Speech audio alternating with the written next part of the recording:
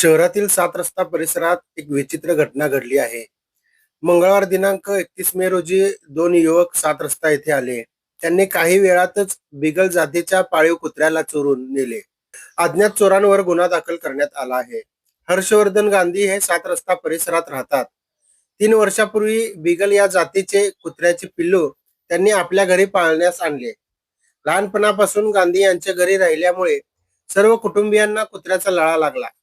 मागील 3 वर्षांपासून हे कुत्रे गांधी गांधी परिवाराचा भाग म्हणून राहत आहे. कुत्रा रोज घराच्या परिसरात फिरत असायचा. काही दिवसांपासून चोरट्यांची नजर त्याच्यावर पडली असावी. त्यांनी कुत्रे व परिसराचा अभ्यास केला. 31 मे रोजी दोघे दुचाकीवर आले. त्यांनी कुत्र्याला गाडीवर बसवून पळ काढला.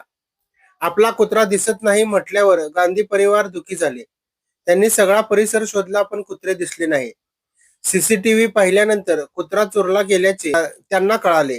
बिगल जातीचे कुत्र्याला पाहिल्यास प्रसन्न वाटेल. तो मनमिळावू असल्याने लगेच मैत्री करतो. तो चावत नाहीच, तसेच जास्त भुंकत नाही.